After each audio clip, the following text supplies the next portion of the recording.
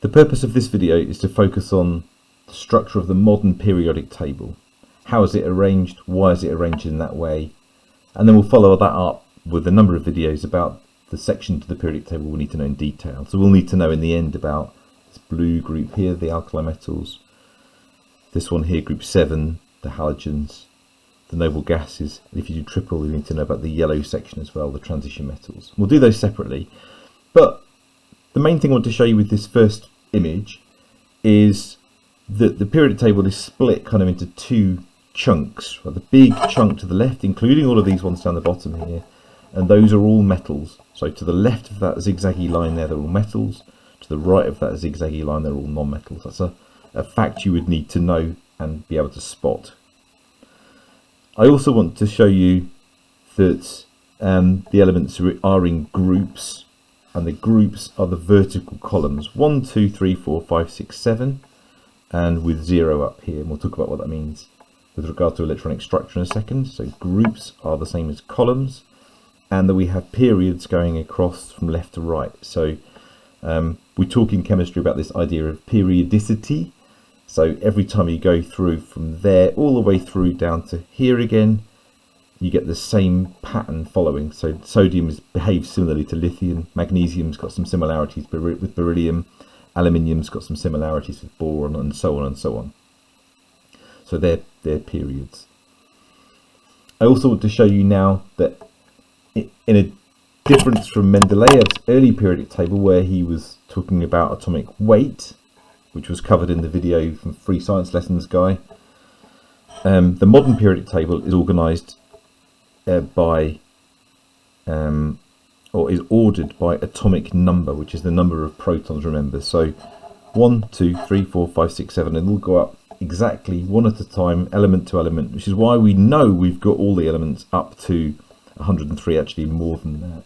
We know we've got them all because they go up by one atomic number every time and go up by one proton every time. And you can't get half a proton, so there's not going to be an element in between nickel and copper, right? So remember, the early periodic table was organised by atomic weight. Modern periodic table is organised by atomic number, which is the number of protons, and the group number and the period number links to electronic configuration. That's what I'm going to cover now. So if you've got an element like lithium, which has got 3 protons and therefore 3 electrons, its electronic configuration will be 2, 1. Or if you've got sodium, which is got 11 protons, 23 is its mass number, so 2, 8, 1. They're both in group 1 because they've got 1 electron in their outer shell. And that's the same for potassium and rubidium and all the other ones in group 1. They've got 1 in their outer shell. If you've got fluorine, which has got 9 protons, that's 2, 7. It's in group 7, column 7 if you like, because it's got 7 in its outer shell, and that's the language we use. And the same thing with chlorine, which has got 17, and that would be 2, 8, 7. So 7 in the outer shell means it's in group 7, column 7, which is why fluorine and chlorine behave similarly to each other, and why lithium and sodium behave similarly to each other, because they react in the same way chemically, because they've got 1 electron in their outer shell. The number of shells they have, so lithium has 2 occupied shells, so 2 in the first shell, 1 in the second. If I drew it in this way, you'd see that it's got 2 shells, and sodium's got 3 shells. That tells you which row of the periodic table it's in, so, or which period. So this is in period 2 because there's 2 shells. Period 2. This has got 3 occupied shells, so that's in period 3. This one you can hopefully work out. There's 2 shells that have got electrons in, 2 occupied shells, so that's period 2, and this one's period 3 again. And do one more. Let's do calcium. You're never going to be asked anything beyond calcium because everything gets a bit weird and wonderful after that. 2, then 8, then 8, then 2. So it'll be the 4th period because there's 4 shells that have got electrons in, and there's 2 in the outer shell, so there's in group 2. And And that's basically it, but I always wanted to do a couple of exam questions along these lines. So here we go. Here's a question about the early periodic table. So watch the free science lessons video on that rather than listen to me talk about that one. But the atomic weight, so weight was what Mendeleev used to use, of tellurium there was greater than that of iodine there, which is kind of surprising, isn't it? Why did Mendeleev reverse the order of these two? So mostly things were ordered by atomic weight. These he decided were the wrong way round. He assumed, I think, that there was a mistake in the measurements, but what he did is he matched up, this is the mark scheme answer, he matched up the elements tellurium and iodine with according to their physical and chemical properties to match up with ones that are in group 6 and group 7. So tellurium behaves like other elements in group 6 and iodine behaves like chemically and physically elements in group 7.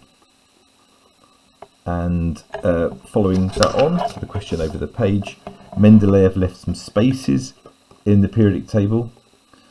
You might well remember that he left the spaces because he thought elements that hadn't yet been discovered belonged there, and that's quite a common question, to watch out for that kind of question. But why did Mendeleev's periodic table become more widely accepted? Well, the key thing is he predicted the properties of elements that hadn't been discovered, and that's a genius move. That's absolutely crazy, right? So he figured out that there were missing elements, but he also predicted what their atomic weights would have been and what they would have appear like and look like and behave like, and he got it dead right. So people started to take him really seriously, and these elements eventually they were discovered later and filled in those gaps. So elements were discovered later that filled those gaps, and the key thing is the predictions matched the actual properties, or the properties of the elements matched Mendeleev's predictions, if you like.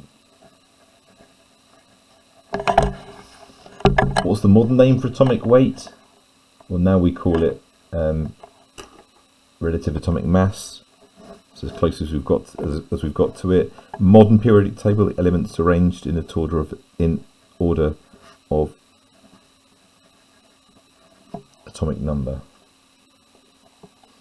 And that's a pretty good place to stop there. Look out for other videos on details of group 1, group 7, group 0, the noble gases, and transition metals. Cheers!